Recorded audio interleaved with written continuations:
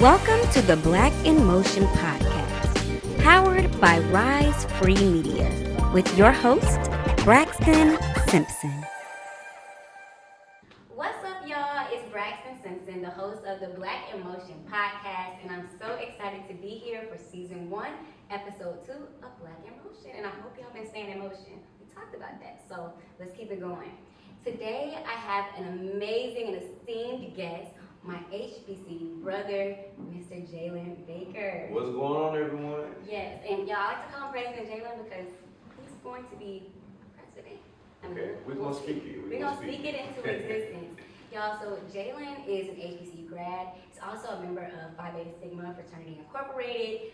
So we got that D9 love thing going on here. And then, of course, he is an HBCU administrator as well. So he's everything HBCU, all things education. And I'm really excited to dive into him, not only as a key pillar in the HBCU community, but also as a creator, someone who is really investing and pouring into the next generation. And there's just so much I always get when I talk to him, and I'm excited for you guys to get a little bit of that today. Thank you. Of course. So Jalen, you want to tell us a little bit about yourself? Awesome. So what's going on, everyone? My name is Jalen Baker. Born, raised, and educated right here in Durham, North Carolina, the Bull City. I'm a two-time graduate of North Carolina Central University, the #1 HBCU in the nation. Eagle Pride. And I'm also starting my PhD journey now at Jackson State University, so I'm so excited for that. So hopefully soon to be 3-time HBCU graduate. I love HBCUs. I've had a passion for working in higher education since I was in high school. And that's a funny story that we'll get into later. But I had mentorship that was very impactful in my life in high school. And I think that's very rare to say that you want to work in higher ed in high school. But I already saw the interest. And so when I came to college and I continued to be mentored by them, I found my way going into higher education and student affairs. And I've been working there for 9 years now. So that's been amazing. Now I am the Director of Student Success and Retention at Shaw University, where I oversee some amazing programs like our Black Male Retention Program known as the Male Achievement Center. I oversee our first year experience, second year experience, and we're also starting a women's initiative this fall, so I'm super excited for that. So I'm going to be tapping in with you about that too. And you know, I'll be coming through. Okay. Aside from that, as mentioned before, I'm a member of Phi Beta Sigma Fraternity Incorporated. I love the community, I love giving back, and when I saw Phi Beta Sigma from the beginning, when I was looking at organizations and things, I definitely saw a community-focused organization, and so I was definitely attracted to the legacy and the impact of Phi Beta Sigma, and now here I am doing my thing and representing so many different avenues, but of course my first love and my forever love is HBCU, so. I love that. Amazing introduction, and I'm so excited to get into it. Y'all, just so y'all know, little me and Jalen, we can talk about HBCUs all day. Okay. So y'all are truly in for a treat. So Jalen, we're going to start with just talking about rebuilding and thriving post-2024 election and pandemic. So just wanted to talk and start our conversation off with what role do HBCUs play in helping Black students and alumni rebuild trust in systems that honestly have historically failed them? Especially, we're seeing a lot of that now. And so what role do HBCUs play in this? So historically, I would start off by saying the Black church and Black institutions were the safe haven for HBCUs. They were the places where we were able to establish community, where we were able to come together and cultivate education and furthering the support of our community, thinking about the safe haven that comes from HBCUs. Most of our HBCUs were Christian-based institutions at first. And so you think about the Black church and then you tie in the Black institutions that are Christian-based. You have everybody coming together from your mama, your sister, your pastor, everybody that you feel like is your safe haven is right there in that community. And then you think about the inception of some organizations, just to name one like SNCC, being founded at Shaw University and the impact that they've had on civil rights and being able to fight for us just having a better day as a Black person when we wake up every single day. Even like John Lewis from FIS, right, straight from Tennessee State, and all of the student movement that was led down there in the 60s. So yeah, definitely. So, establishing that sense of history, the Black college and the Black institution is our safe haven. Now, post-election, post-COVID, we're seeing a lot of different opportunities for people to need more growth, to need more support. And now, especially with the political climate now, we have to really lean into our HBCU education because we see where they're dismantling DEI in so many different aspects. That's going to stop people from being able to get into other institutions. Just foundationally, the support isn't going to be there, the scholarships aren't going to be there, the grants aren't going to be there any longer. And so we're going to have to figure out how to attract our institutions back to getting all of our people to want to come back. Because there's a bit of a divide, I will say. There's some people who don't feel that attending an HBCU can offer you a substantial education. Right. My personal reasoning for wanting to get all of my degrees from HBCUs because I was once told that I wouldn't be successful with one. Mm-hmm. And so now here I am, a striving success in my young 30s now. And a future doctor. And a future doctor, okay, we're gonna speak that. I might need to put that in my bio. Right, future doctor. Okay, but now that I see what it can be, I have to be a part of being able to continue to tell the story and to be able to provide opportunity and access to so many more people to see that we can continue to do the things that we did historically now in this day and age. We just have to rally and build that support, and that's so crucial right now. I love that, and I love what you said about telling the story and kind of using your personal experience is what kind of drove you to an HBCU. Very similar experience for me. I remember, so for context, my parents are graduates of Alabama A&M University, so they started the HBCU legacy in our family.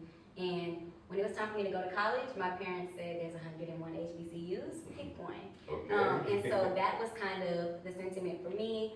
I went to, obviously, Tennessee State University. My brother went to Florida A&M, and my sister is in a toss-up right now, but she'll be going to an HBCU. So we're going to see where she ends up landing.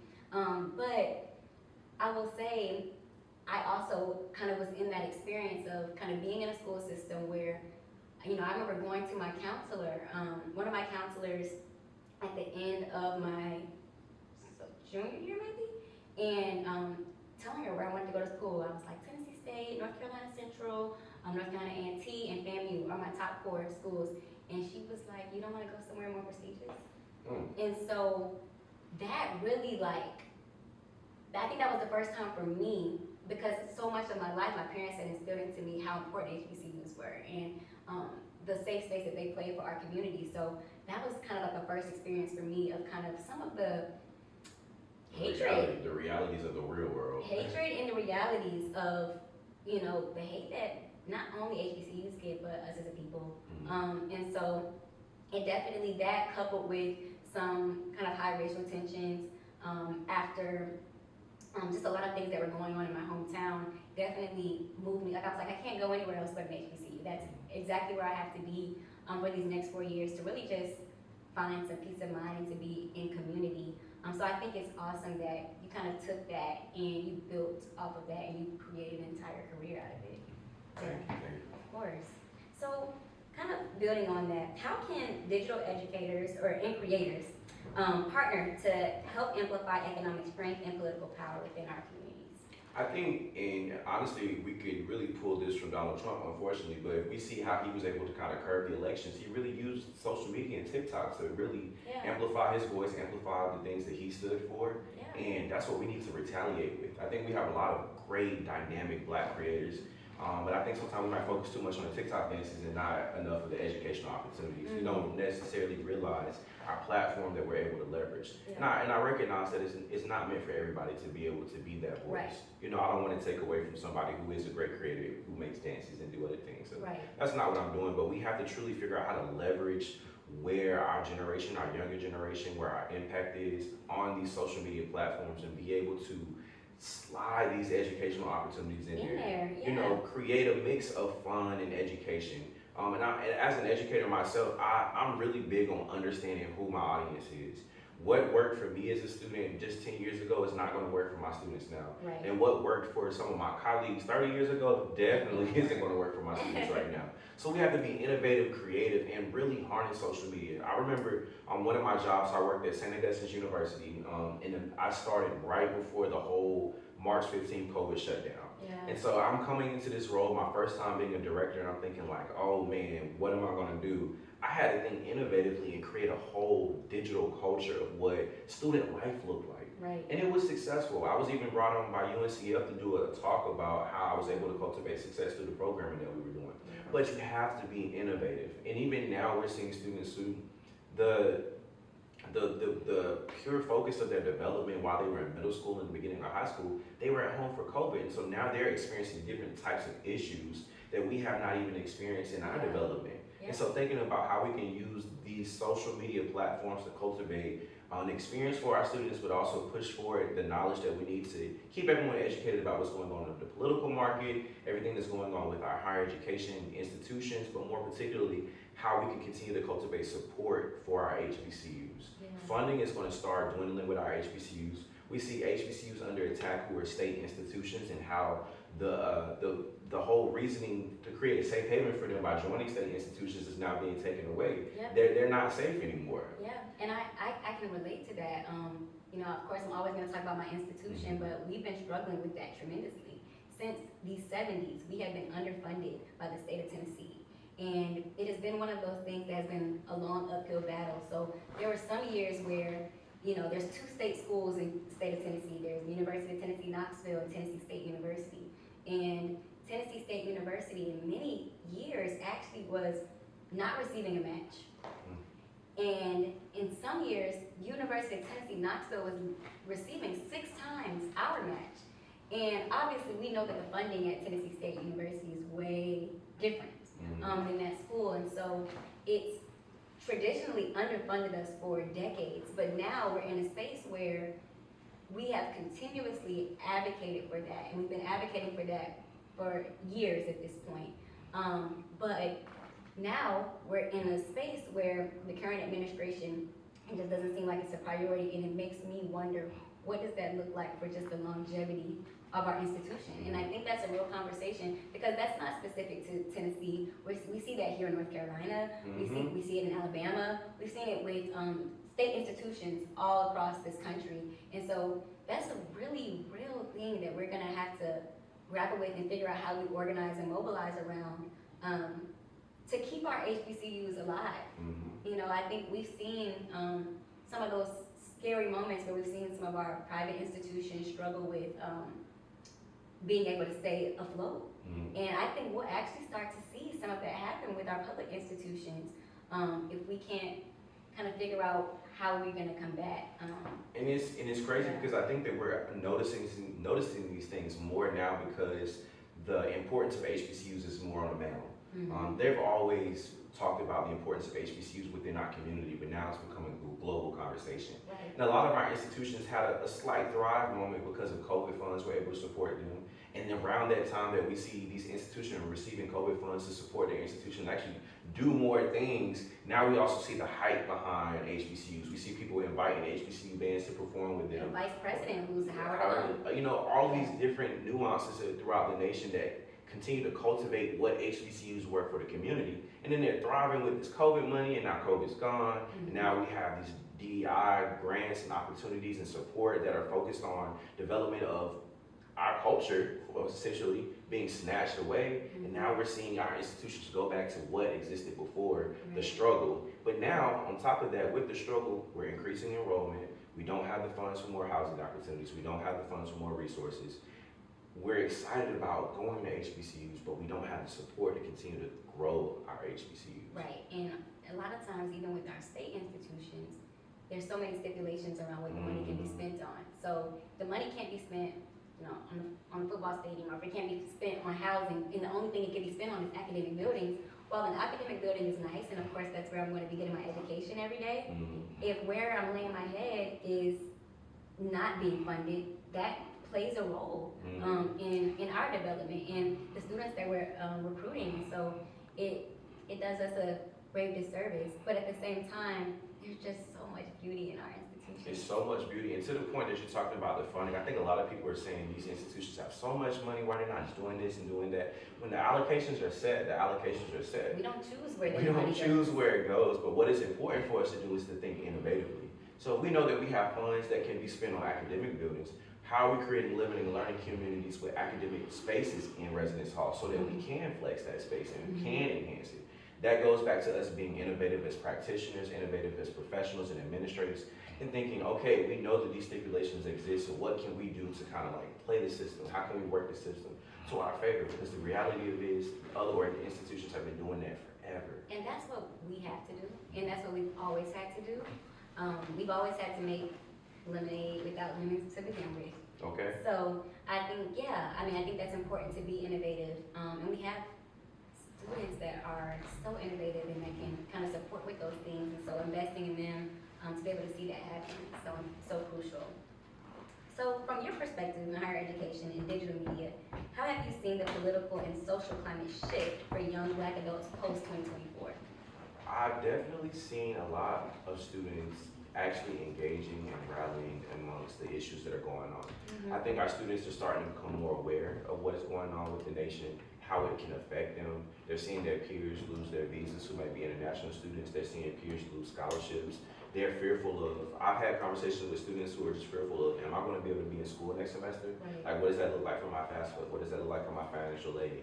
My student grants, my Pell grants, and then students who have to receive loans, their parents can't get their Parent Plus loans, they don't have the funds. There's just so many different things. Right. And I think that the access to education is what's causing the concern for them to be more engaged and more aware of what can potentially happen. And so I see them engaging. I see organizations coming on campus and helping to rally for our students. I know I held a lot of politically focused events last semester because I just felt like there wasn't enough going on. And for an institution like Shaw University to have so much history and the political nature of us being African Americans in this society, we have to continue that. We're walking on the threshold of what our foundation was built on. So we have to continue to cultivate and educate that for our students. But I'm seeing them engage more. I think that we have to, again, as we talked about digital media and things earlier, we have to continue to be more clear or more creative on how we're educating them and giving them the correct information. Because a lot of our students are falling victim to the propaganda that they're seeing, the conspiracies that they're seeing, because it is on TikTok and it's like, it sounds good, but misinformation, and they're not taking the time to actually understand and really grasp things, you know. I think even now too, we're seeing students empowered because they may be disenfranchised at their institutions, but not truly understanding what's going on behind the details as to why or what is coming to help you. And so I think our students are trying to get there, but I think that we have to help them, give them the tools to help them and teach them how to advocate for themselves, how to be true servant leaders for not only themselves but their peers as well. Yeah, and that's so important because if we've seen anything in history, specifically on our campuses from 50s, 60s up until now, is that young people have always been at the center of social movements. I mean, even if you think back to the people who founded our fraternities, they weren't old. No, they were 18, 19, 20, maybe 30, in some cases for the few faculty members that may help start organizations, but they were young people. They were our ages at that time. They were college students. You think about the impact of Martin Luther King was in his 30s when he died. But you think about his legacy. What? And even the things that he was able to do for Alpha Phi Alpha. That impact, it shows that the capabilities of somebody who is young, and we have to continue to educate and push and inspire our students to strive back, to reach back to where we were. I think that we've lost some of those. Of our ancestors, honestly. We've lost some of that ingenuity. Jesus, I can't get the word out. We lost some of that motivation, some of that energy to want to get and change and be a leader. And so we have to find a way to re-inspire our youth and re-inspire the next coming generations to continue the work that we're doing in different ways and continue the work that our ancestors did. Yes, I agree wholeheartedly. So, Jalen, I kind of want to make a shift and talk a little bit about adulting. While Black, navigating career, finances, mental health, you know, it's like that is the topic of conversation. So, want to know, how do you prioritize mental health while carrying the weight of community expectations, especially as a Black man in leadership? I love this question because it's very hard. It's very hard. Mental health is something that I've definitely dealt with myself, and I think a lot of people are dealing with silently. And so especially Black men. Especially Black brothers, okay? We are trying to strive to reach the standard of what it is to be a Black man. But also I think in 2024, the identity of a Black man is so versatile. And so I think to find solace in being a Black man in our community, we have to figure out what it looks like for us. As an individual, and stop kind of reaching out to what the community is telling us. And so I think in me moving forward, identifying what that looks like in my life has been helpful. And then as somebody who mentors Black men and men of color and men of students, sharing my story, but also telling them that my story is not your story. But also I'm very, very comfortable and transparent about my mistakes and my failures in life with them, because I want them to understand that you can fail. You can fail, but you also can cry. You also can be hurt. You can be in pain. You can yell. You can break something. You can express yourself. You can express yourself. Don't only be excited about the accomplishments. be vocal about the failures too, and that's Failures, okay. the journey, The journey. all of that. Because I always say it's not necessarily who you are, you know, at the end of something. Because, you know, those moments coming in, but it's the journey of becoming that's so powerful. It's the journey of becoming, and when I truly think about my life and where I am in my life, if it wasn't for my failure, I wouldn't have my accomplishment. And that is so necessary for anybody to understand. And in that moment, we're going to see those failures, we're going to fall, we're going to cry. But in 1 year's time, you're not even going to be able to remember what it is you were crying about. You know what I'm saying? You're not even going to be able to think back, dang, what was that had such a hold on me? And if you do, it's just so that you can remember to not go back there. Right. And so that's one of the things I really try to echo for my students. Thinking about growing in our professional growth and just being an adult now. Adulting is hard in this world. When you have to couple mental health with the political climate, with the horrible job market. I seen something that said the millennials are the most educated and the least paid and the least financial stable generation ever. And that's crazy to think that because I'm a millennial, I'm going to be the least paid and least financially stable. Because we're dealing with so many things. I mean, imagine now with these tariffs coming in and all of the price, we already saw eggs go up and what can happen with that. So it's going to be hard for people just to get the basic necessities to live. And so adulting it's hard for us, but I fear for those who are coming after us because how long is this going to last? When is there going to be a shift? And I have a follow-up question. So I think we heard a lot post-election about Black women taking their rest, right? And the need for rest after feeling like so much of what this country is, we have poured into it, and we have carried so much of it on our backs. And a lot of Black women right now are experiencing rest. What would you say has been the experience for you, and also for the students, the young men that you're mentoring, around like how are they feeling about that? Is it rest that's being taken? Is it just kind of like dealing with it in silence? How do you feel like people are coping? So I think for one, the turnout of the election could really hurt people's belief in the system. Their belief in wanting to vote, their belief in advocating. It's like we did all this work to support this candidate and now what? And then there were some students who were on the opposition who saw the light on the other side and then he won and then they were like, oh, we told you. But now it's just like, oh.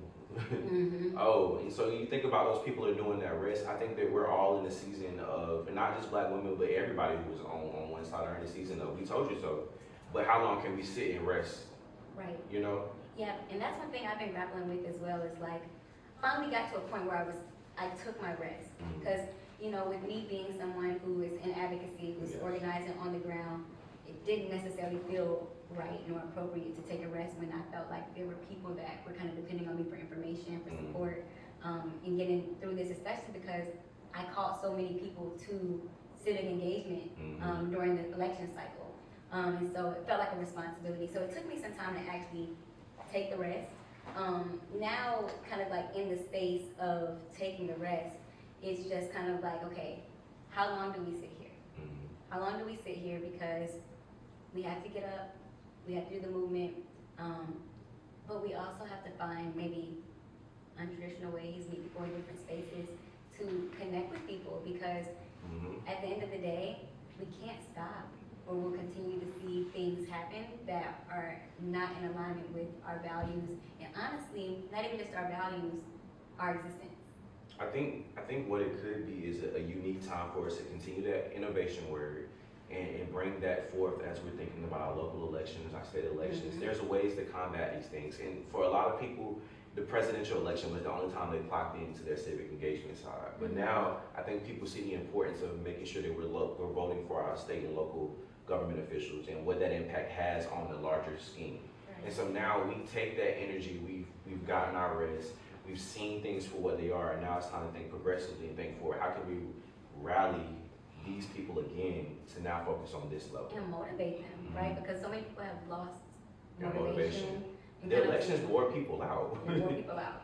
This was a tough one. I mean, the day after election day, just the feeling of like a darkness coming over everything. That was such a real feeling that I just didn't expect. It was just like, I'm fearful, concerned, like what does the future look like? It's almost like the COVID times when I remember the moment that I truly sat down and I thought about like, wow, we're really living in a world that's shut down right now. Like, that's so surreal to me. Yeah. And all the years of my life, never would I thought this is something that happened. Like I'm just at home every day. And now, and that feeling I had during COVID, I have every day when I turn on the news and see this new thing has happened, and this new thing that's happened, and this new thing. I'm fearful. And rights are being stripped away, it feels like every day. Like, and to what point is someone pushing that hard enough to stop it, you know? Yeah. And what can we do to make it change? Yeah, and I think that kind of goes into our next section around identity, right? So the intersection of identity. So you being young, Black, and male in today's America, what are some of the unseen pressures or stereotypes that you've had to confront in higher education or even just social spaces? Higher education is so interesting. I think that there are a lot of pressures that we have to face from our own people. Being a presenting young face too as well, but somebody who's higher in leadership, I think one of the challenges I face is the older Black people don't trust young Black people. Yeah. I just have to say it like that. Yeah. I think there's always a challenge when trying to show your value, show your worth, show your education, show your experiences. And sometimes, you know, young people, we know what we're talking about. Yeah. But because someone has been doing something for so long and we haven't, there's that barrier of trust.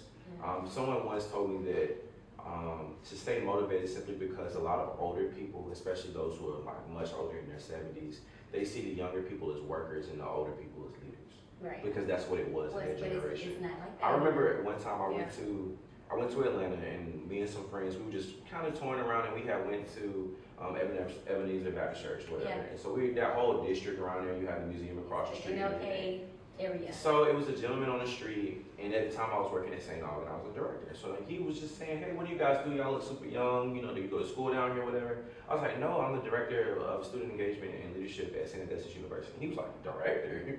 He was like, you like Shocked. work? Like shocked. He was like, back in my day, man, anybody over anything was at least 45, 50. Yeah. And so when I think about that, and I think about how many of my peers are actually killing the game as directors, vice presidents, managers Yeah. in all industries, and it's just like, It's a shift. it's a shift. Yeah, and I think it's kind of like a two-edged sword, right? I think from the standpoint of being Gen Z, millennial, it's like, okay, this is what y'all fought for. It's for us to have the opportunity and the space to live out our dreams, to be excellent, to lead, and to lead well. But also I think there's a respect factor, kind of a deference. We learned that a lot in our fraternities and sororities of what the older generation has passed down on to us, and still utilizing their gifts and their skill sets and their experience to kind of guide us along. And so I deal with that as well, you know, kind of being in leadership, having led organizations and groups of people that are much younger than I, but the person kind of sitting at leadership, it can be challenging. Imposter syndrome can kind of sneak in there for sure. Imposter syndrome has been the basis of my entire career. Yeah, because I'm like, am I too young to be doing this? Like, this doesn't seem like I've had moments where I know I'm capable of accomplishing things. I've seen the work that I've done, but even still, because someone older may not receive me in the way that I think I should be received, it's making me question my ability to be impactful. And I've had to learn that sometimes it's not meant for them to receive. And it's okay. And that's okay. Yeah, and sometimes, like I say, our vision and some of our purposes are sometimes just for us, and we might be the only person that sees it. But if it's what we're supposed to be doing, they'll see or they'll benefit from it in due time. In due time. You know, so like I said, I think there's a two-edged sword. I think there's a respect level on both sides. Because those relationships are important. Right. They are important. They are also just very challenging. And an opportunity to, I think for the older generation to see this as a shift and an opportunity, and this is exactly what you all laid the foundation for. And there's so much respect we have for you for doing that, to make way for us to be here. And I think one thing that us as growing professionals have to hold as a foundation is the way that we feel, to make sure that the next generation doesn't feel the way that we do. One of my bosses always told me, well, she tells me that the way that she strives for leadership is taking everything that someone else did wrong to her and trying to do right by it. Right. And I think that's what has made me enjoy her so much as a boss and as a leader. She's actively working on herself, and making sure that she's not repeating bad habits, and also teaching you to do the same. Yeah. And so that I can continue, as somebody who's also a boss to have people report to them, I want to think about, like I'm bringing someone onto my team, and the first thing I wanted to do was make sure they had their office and they had a nice welcome get to feel that love coming in. Because I've started too many jobs where I felt like shuffled around and like, where am I supposed to go? Or oh, I don't have an office yet, maybe next week, or I don't have a computer yet. I don't want someone coming in, especially from a different generation, to feel that way. I want to be able to change that cycle and make their experience pleasant coming into higher education so they can want to stay. Because what I want is to be able to see more black males in these spaces, cultivating change, cultivating development, cultivating leadership, black males and black women as well too, coming into this space. Higher ed is a very hard industry to work in. It's underpaid and overworked. But if you have the passion for it and the heart for it, I want to see people in there feel the love, feel the support, and feel like they can achieve any dream that they have in the field. I love that. And kind of on the topic of black men, how can we better support y'all? Like, how can we support y'all in being vulnerable, creative, and just fully yourselves? Wow, stop generalizing black men. I think that's the start. And I think that's not just black men, that's black people. We gotta stop generalizing one another. We're not a monolith. Okay, we're not. As a black man, and this is how I like to be loved. I'm also an empath. I'm very emotional. I'm a very caring person, and I want to receive that in the same way. And I think there are a lot of people who are like that and want to receive love, want to receive compassion and support. They just don't know how to articulate it. They don't know how to show it. And then when they do receive it, they're too scared. And so I think the first thing is helping black men understand how to figure out who they are and how they want to receive love or support. That could be going to counseling, that could be having real conversations, that could be not being quick to judge them, quick to understand their backgrounds. I think especially working with a lot of my students, how to understand their backgrounds, to understand where they are, and how I can best support them, and how I can best mentor them, or to also identify that I might not be the best person to support them. And you might need to put them with somebody else. And I might need to put them with somebody else, and I do that time and time again, because I have a lot of students that I have to see, and sometimes it doesn't mean that you can't mentor everyone, and that's okay. And also, be okay with someone not receiving your mentorship too. I've had someone who, in my past, who has tried to be a mentor, and when you didn't receive it the way they wanted to bash you and bash your dreams and all that. You know, it's like it might not be. It's just like dating. It might not be a perfect fit. And just like looking for a counselor, it's the same thing. It's the same thing. And so it may not be a perfect fit. It may not be a perfect fit, and that's okay. So identify what you can do to provide the resource that they need. Find the resource. Particularly important, Jalen, because a lot of our HBCU students come from obviously underrepresented communities, but low income, low access spaces and environments. So people are really coming from some hard situations and some hard life, and coming to school is their way out. It is their opportunity at a better life. It is their opportunity to make a change for them, not just themselves, but their families, and build a legacy in a generation. We're still experiencing the first. Within the black community. We see it all the time. The first generation population is huge, it's massive. And one thing that we as practitioners and educators have to do a better job of is, if we're going to accept a first generation student, stop expecting them to be a third generation student. They don't know. Stop expecting them to come to college being prepared to be in college. Because 9 times out of 10, it was go to college or go to jail. And nobody was able to show them. It was go to college or be out on the streets. A lot of these students, this was their story, this is their background, and we have to stop expecting them to have it all together. My biggest thing as a practitioner is I have to meet my students where they are so I can get them to where I need them to be. And if you're not willing to meet them where they are from the beginning, you're going to lose them. You're going to see your retention rates go down. You're going to see students not receptive to your assistance and your help. Build relationships and stop judging college students for the things that they're doing. I think a lot of our older practitioners who are so knowledgeable, have so many gems, they lose the relationship with the students because they judge them, they don't give them a chance. We as black people sometimes get so high and mighty in our degrees and what we've accomplished, we forget who our people are sometimes. We have to always remember where we came from. We have to always remember where we came from. It's our responsibility to go back and pull up. What good is it? What good is it if you reach the mountaintop, the height of the mountaintop, if you're not able to go down and bring everybody up there with you? You know what I'm saying? That's pointless. That's not why I strive to do the things that I do. That's not why anybody in education should want to be in these spaces, especially in HBCU, because it goes back to what we started off with, the community. You're dismantling the community if you're creating that sense of judging, that sense of not having a safe haven. Students are going to mess up. They're going to want to experiment. They're going to want to enjoy life. We were students, okay? Had a time. I had a time. Who am I to stop them from having a time also learning? And learning from those mistakes. Okay? But then also be there to help them. Sometimes I've seen people judge so much and it's like, well, did you help them have a teachable moment?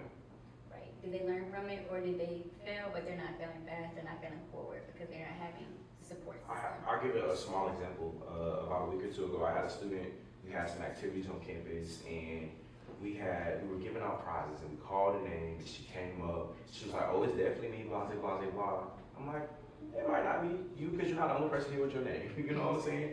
So she wanted to become rah-rah, and sometimes as a young professional, ain't but so much rah-rah you gonna take. So she got energy was really high, really, really high. And then we had some guests on campus, and she ended up being disrespectful to us. She was the winner of the prize, but the way that she came up and her energy was very disrespectful.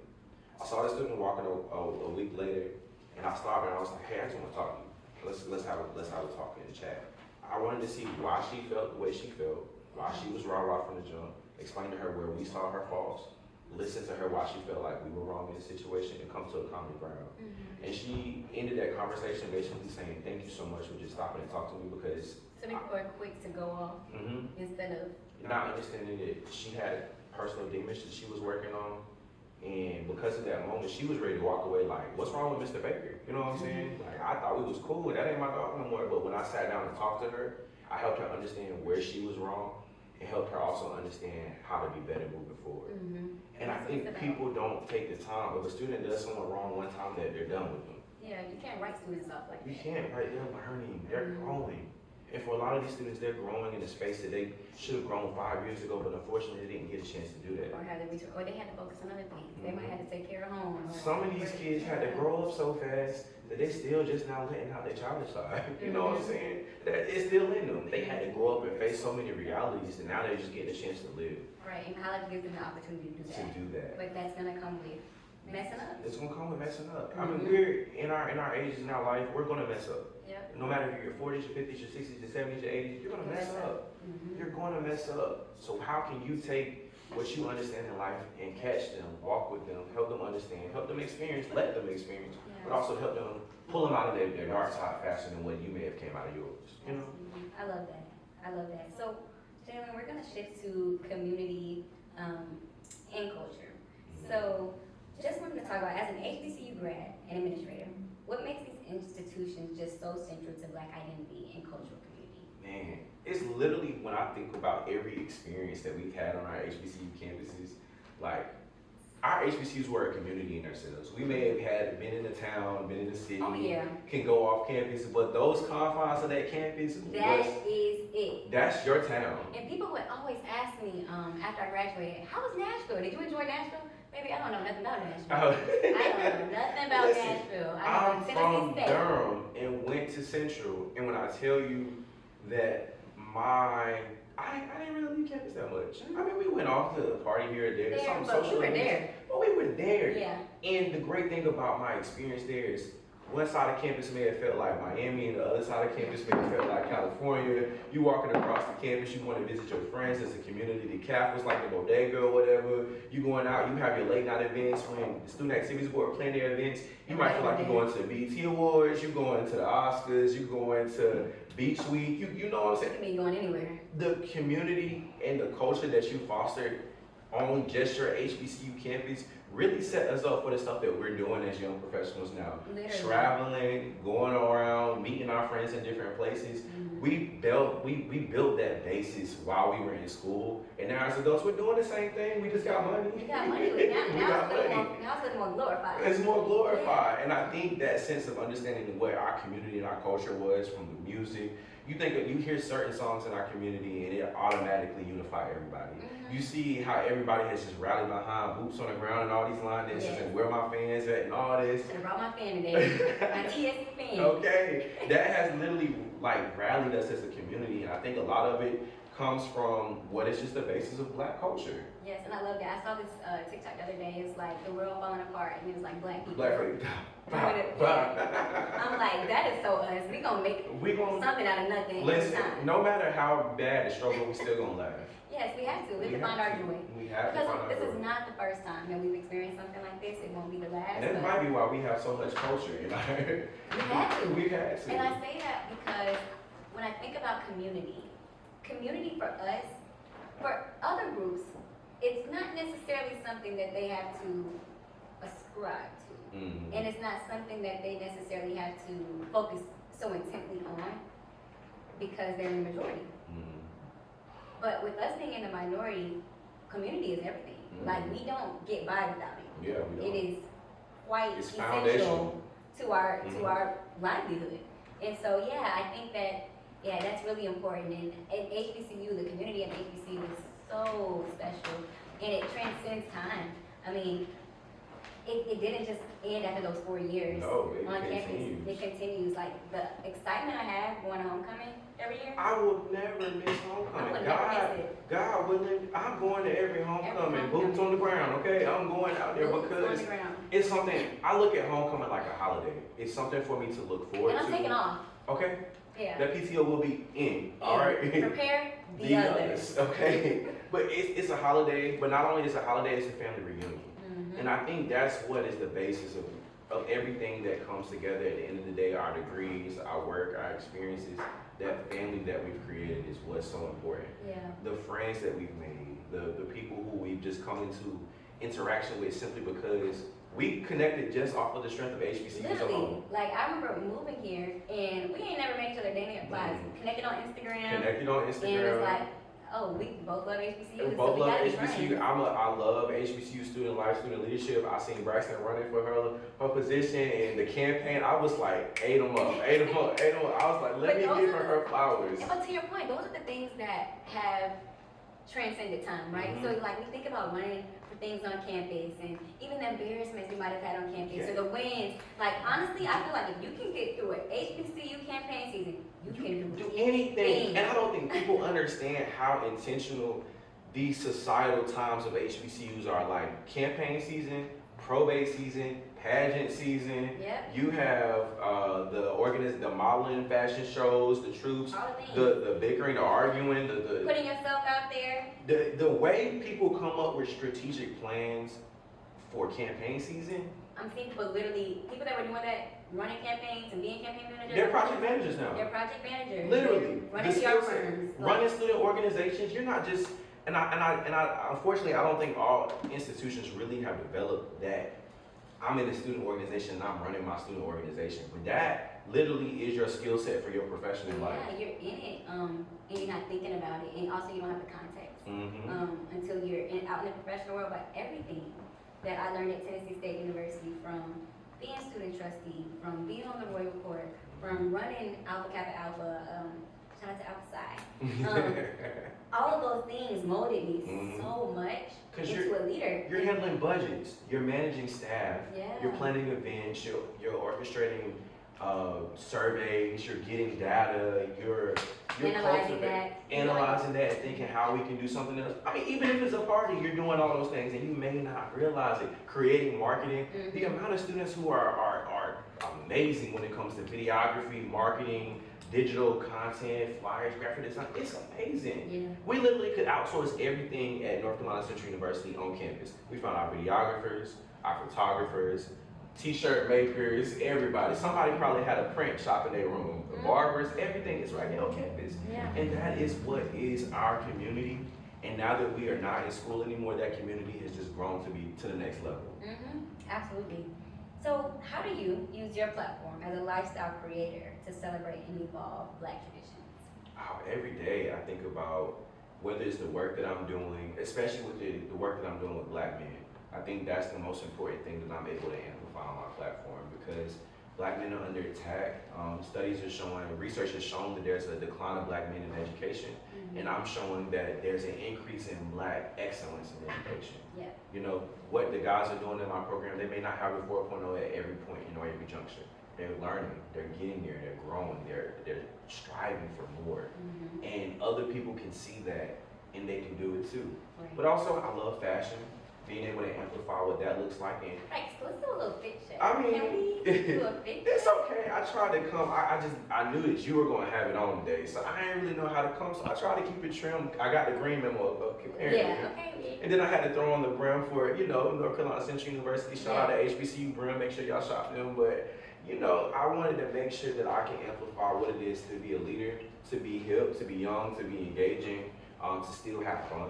Somebody who can get their work done and still have fun. I think I showed that very well on my social media. Yeah. Lifestyle, home decor, whatever it is. I want to show students and people what you can strive to do, what you can do. And matter of fact, start in your dorm room. Okay, decorate your dorm room, make it look nice. Right. Do your fit checks in your dorm room, make it look good.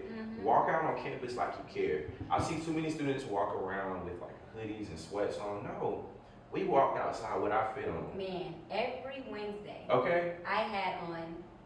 This was like a thing in my chapter. We had to be in skirt suits and flesh tone stockings and The heels. standard. And don't you come to that student union Without that formula on, or you might as well go on ahead about your business. Because the chapter gonna issue that fine. Right. That, okay. So Jalen, just future of Black political and social influence. How do you think HBCUs can continue to be incubators for civic engagement and social change? We have to continue to first rally our students. We have to start there. I think there's something that was in us in the 60s and 70s is not in us anymore. So we have to figure out how to ratify and rally our students, to unify our mindset too. I think we have so many different viewpoints now, and I think that's amazing. But again, when we talk about that misinformation and that propaganda that's pushing a lot of our viewpoints, we could unfortunately cultivate somebody that could be more detrimental than helpful. Yeah. So making sure that we're educating and pushing our students to understand what is really for us as a community and what can help us. And that's not to say that you can't have differences in political views. Right. Everybody's gonna have their foundational differences and the things that they're passionate about, but making sure that we can educate people enough to see what are the important overarching things that can help us, can motivate us, can mold us, and teaching them how to go about advocating for it the right way. Right. I think that we're blessed to see the Kamala Harris's, the Jasmine Crockett's. Raphael Warnock. Okay, let's talk about it. What's my guy from, Corey Booker? not Corey, what's my guy, the mayor of, what is his name? Is- Wes Moore. Yes, okay. Yeah. We have so many people who are great images in our community, who are doing great things, and allowing them to see them more, allowing them to see that these people are doing a thing, but they also cool. You know what I'm saying? They listen to what you listen to. They going to cookout in Bojangles. They go to the cookout, and they waving their fans, but they fighting for the people at the end of the day. Yes. And I think that's what our students need to see, that you can still have fun, you can still live your life, but also do it with a passion on the side as well. Right. I love that. And in what ways are you seeing Black men and women kind of reimagine leadership for the next era? First and foremost with social media. I think utilizing our platforms, even just a conversation like this, to see people in their genuineness and understand that, we are people of the community, we're people of color, of culture, who are doing our things, but we're also striving in different avenues, helping people to understand that you can make changes in different ways. Like we talked about earlier, maybe having conversations of coffee in a coffee shop. It doesn't always have to be a march or a rally that cultivates that change or that political awareness. And that doesn't appeal to everybody. It doesn't. Everybody's not. rah-rah. Some people just want to get the information on the low. Maybe a block party where we have vendors set up. Think about it. So we have some music, food trucks, but you're also being educated and have speakers come up every now and again and talk to people and give them the information. We have to think more innovatively. We know that we are a society of fun. That's where we are. So how can we tie the two together so that we can cultivate change with the seriousness that comes after the fun? I love that. The word of this episode is innovative. Innovative. And I'm all about any type of innovation. That is my thing. I love it. So, Jalen, this is our last question of today's podcast, and this is our signature question. So, Black in Motion is all about staying in motion and making power moves for the culture.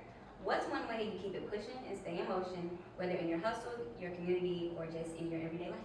Staying in motion for me, being Black in motion for me, is making sure that I'm representing everything that my ancestors once dreamed for me to be.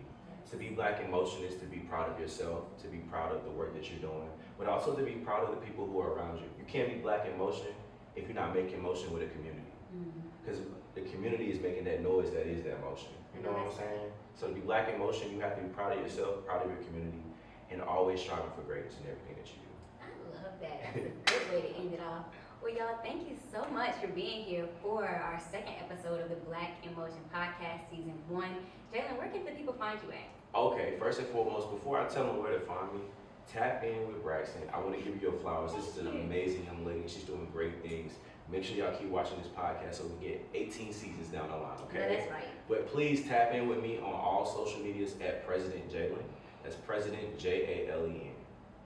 Okay, awesome. Well, thank you so much for being here, Jalen. Thank you for having me. You know, we can talk about HBCUs. We can yap about that All all day. long. But y'all stay tuned for the next episode. We will see you on episode 3. Bye.